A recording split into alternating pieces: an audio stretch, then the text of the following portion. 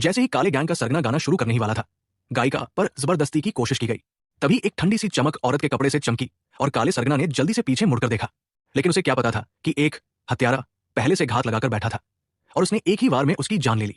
गायिका डर के मारे जोर से चीखने लगी। जब उसके साथी भाग कर आए तो देखा कि सरगना का सिर धड़ से अलग हो चुका था। गुस्से में भरे एक आदमी ने पूछा, हत्यारा कहाँ है? औरत ने कमरे के कोने में खड़ी 4 सजेज जाए कवचों की तरफ इशारा किया।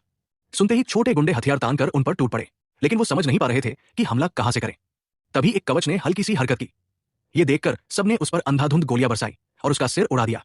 आदमी ने तुरंत गोली चलाना बंद करने को कहा, लेकिन तभी चारों ओर धुआं फैल गया। वो आंखों में धूल झोंकने की चाल चल चुका था। देखते ही देखते वो पीछे से हमला करने लगा और एक एक करके छोटे गुंडों को मार गिराया।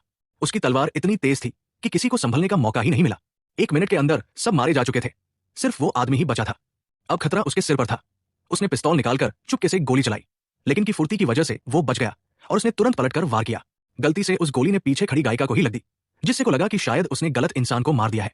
यही सोचकर थोड़ी देर के लिए रुका, लेकिन तभी उस आदमी ने दोबारा ट्रिगर दबाया और पर ताबड़तोड़ गोलियां चला दी। वही ढेर हो गया। लेकिन जब उस आदमी ने उसका मुखौटा हटाया तो देखा वो एक नाबालिग लड़की थी। तभी कमरे की लाइट चली गई और एक और महिला अंदर आई।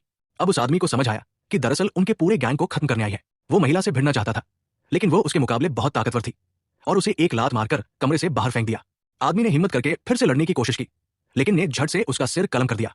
सारा गैंग खत्म करने के बाद महिला कमरे में लौटी, एक इंजेक्शन निकाला और अपने साथी के शरीर पर मारा। अगले ही पल उसका साथी चमत्कारिक रूप से फिर से जिंदा हो गया। सच में ये सब कुछ बेहद जबरदस्त और